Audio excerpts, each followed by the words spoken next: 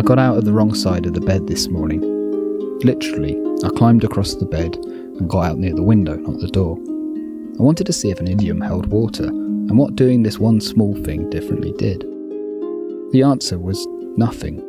My day is ticking along pretty much the same as any other, and my mood is no better or worse. I got out of the wrong side of the bed this morning, and I feel fine.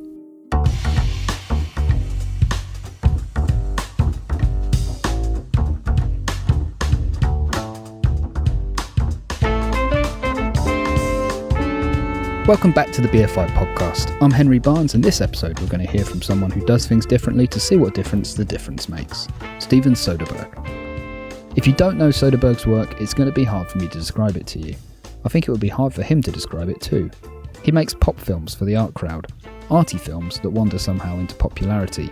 He's restless and curious. He takes risks. He'll try things. As a result, his best work has terrible moments, but you can find something to love in its worst. Sometimes clients think they want the real you, but at the end of the day, they want you to be something else. Now, there are loads of filmmakers who make artsy films. The thing I really love about Soderbergh is that he never goes too far that way. He's always looking for an audience, hoping that even his weirdest, coldest films can make a mark on the mainstream. Soderbergh was the youngest person to win the Palme d'Or, which he did with Sex, Lies and Videotape in 1989. He won a directing Oscar for Traffic in 2000. He was nominated in the same category for his other film that year, Erin Brockovich. Okay, look, I think we got off on the wrong foot here. That's all you got, lady. 2 wrong feet in fucking ugly shoes. His biggest box office hits are the Oceans movies, the heist caper Oceans 11 and its sequels Oceans 12 and 13. Much smaller, at least in terms of profit, are films like Che, his 4-hour 2-part biopic of the revolutionary leader, and Solaris, a Tarkovsky remake that vanished into the vacuum despite the presence of George Clooney in the lead role. There have been a lot of questions about commercial films and non-commercial films, and I've never really made that separation in my mind. This, by the way, is Soderbergh talking at the BFI South Bank, then the National Film Theatre, in 2003. He and George Clooney were taking part in a Guardian interview with the BFI's Jeff Andrew around the UK release of Solaris. Certainly when I read Ocean's 11, I thought, if this is, to my mind, if this is realized the way it should be realized, it will appeal to a lot of people. When you get involved with a film like Solaris, you say, if this film is realized the way it should be realized, it won't appeal to a lot of people. But what are you going to do? I mean, you have to just go at it. The unsure need time to find their way. At work, in film, you don't have time. Time means money, people. But Soderbergh has, again and again, found a way to make uncertainty productive. Here he is talking about making Ocean's 11. There are certain directors, Spielberg, David Fincher, John McTiernan, who sort of see things in 3 dimensions. And I was watching their films and sort of breaking down how they laid sequences out and how they paid attention to, it was lens length, where the eye lines were, when the camera moved, when they cut, how they led your eye from one part of the frame to the next. I was trying to break all that down and watch how they worked, and then recreate it in 10 minutes based on a rehearsal that I'd just seen. So it was kind of stressful, but I didn't know how else to do it. And it was the only joy came when you put it together. An interesting career, an interesting life, really, is all about balance. Soderbergh's known that from the beginning. After Sex, Lies, he fled Hollywood and moved back to Charlottesville, the one that's in the news, where he'd lived as a kid. He made bumpy, fascinating little films like Kafka, a biopic of the novelist, kind of, and King of the Hill, a Depression-era drama, kind of. He was quickly becoming pigeonholed as an indie darling, and he knew it, so he turned again and took on Out of Sight, a crime thriller, kind of, in which Jennifer Lopez's FBI agent and George Clooney's bank robber get closer than professionally necessary. One last score. You tired of some island? Is that the idea? Partial to mountains myself. If you like islands, we're picking an island. There was a very conscious decision on my part to try and climb my way out of the art house ghetto, which can be as much of a trap as making sort of blockbuster films endlessly. And I was very aware of the fact that at that point in my career, half the business was off limits to me. And when I read this script,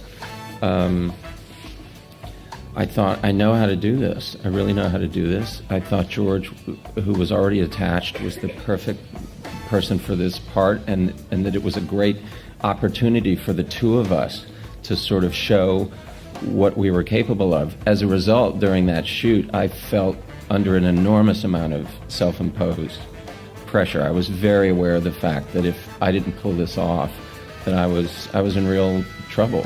When the alarm clock would go off in the morning, my stomach would lurch. I'd just think, oh God, here we go. But it was a very, very important film for me, personally and professionally. And here, drumroll, is Clooney. He's talking about what it's like to work with Soderbergh as an actor. This was shortly after Clooney had finished filming his directorial debut, Confessions of a Dangerous Mind. When you're the lead actor, it's your job to make sure that the rest of the actors understand that the director's the captain of the ship by doing whatever they say. It's never a problem with Steven. Everybody sort of feels that way. Having now directed something, I can't imagine what he would do, because he would go onto the set with a finder and he would just sit there and we'd work out the scene every morning and try to figure out how it should play, and he would walk around to figure out how he should shoot it from how it should play. And I planned everything out. I'd go, no, you got to stand there, can't move. And oh, it's really unfair to actors. And Steven's like, well, let's see. And you go, okay. And you'd walk around and Steven would find a way to cover it. Clooney had just starred in Batman and Robin, the awful one, the one with the nipples, when he hooked up with Soderbergh. He credits the director with changing his career. As an actor, you just look for a good part. You're like, oh, well, that's a good part. That'll be interesting. And the problem is you always think of things as if Steven might be directing it. And the truth is, it's usually not Steven directing it, and it'll end up being something. You got to think of things at their worst, not at their best, And Out of Sight was the first time that I had a say. And I had a say about the screenplay, meaning that I wanted to make that film. And it was the first good screenplay I'd read where I went, that's it. And even though it didn't really do well box office-wise, we sort of, tanked again on that one. It was a really good film, and I realized from that point on that it was strictly screenplay first that mattered. And then it became easier. I'll stop listing the things I love about Soderbergh soon, but here's two last ones. First off, he's a warrior. He sweats his shots. So do loads of directors I know, but the difference with Soderbergh is that he knows when to put that impulse on hold. Take his heist movies, for example. They're immaculately choreographed, but feel loose. Often there are moments that feel downright sloppy. His new film, Logan Lucky, swings on one such tiny, scrappy scene. Riley Keough plays Melly, one of the crew of crims who are robbing the cash safe at the Charlotte Motor Speedway. In the scene, she's getting into her car to head to the heist. She takes her keys out of her bag, and for a couple of seconds, no longer, the camera wobbles and rights itself again. Up to this point, Soderbergh has been immaculate, even safe in his shot selection. Then suddenly there's the wobble, the reminder that everything still could go horribly wrong. I've spent too long thinking about this shot. I think, probably, that it's a mistake that Soderbergh liked and left in. If he didn't, it would have been easy for him to tell his cinematographer, Peter Andrews, and his editor, Mary Ann Bernard, to fix it, because they're both him.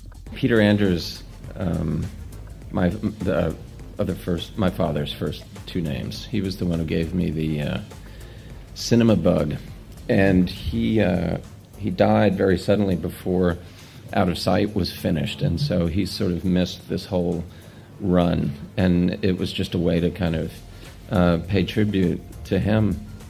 Mary Ann Bernard is my mother's maiden name, and I realized, I think, sort of late in life, because I was closer to my father, that actually I got a lot from my mother. She's a very nonlinear personality, and when I was growing up, I didn't know what to make of it, and just found it sort of strange.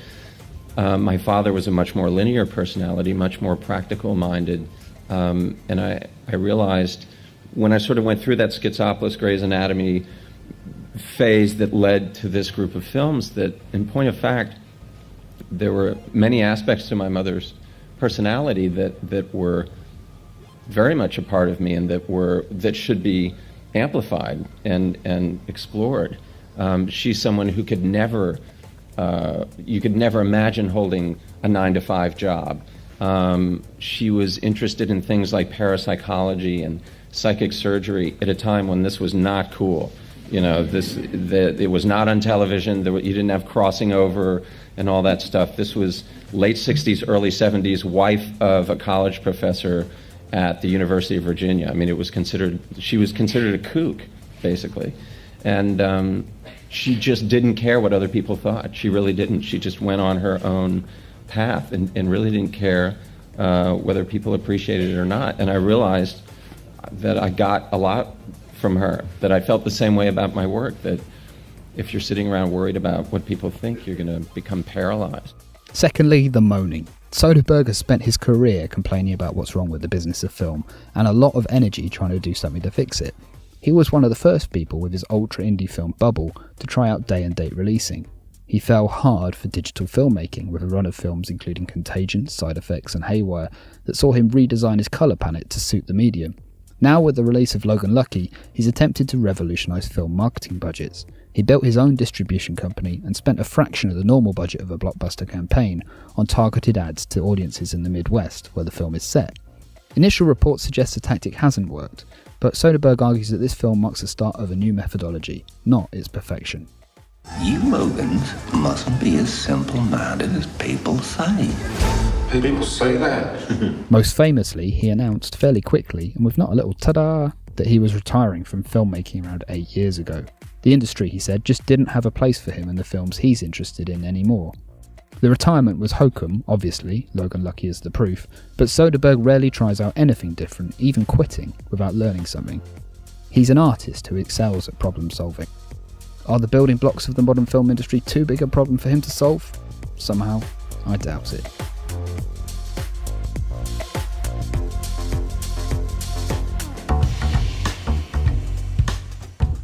Cheers for listening to me burble on about my favourite director. Look for more, less me episodes of the BFI Podcast on the BFI SoundCloud page and on Apple Podcasts. Tweet me at Henry H. Barnes. Thanks to Sarah Curran and Georgia Carossi for helping me dig up the Soderbergh audio, and to the BFI's collections team for transferring it to something digital. If you want to hear more excellent audio, I'd really recommend a trip to our library on London's South Bank. While you're there, drop in on our Mediatek, newly revamped, for an amazing interactive experience.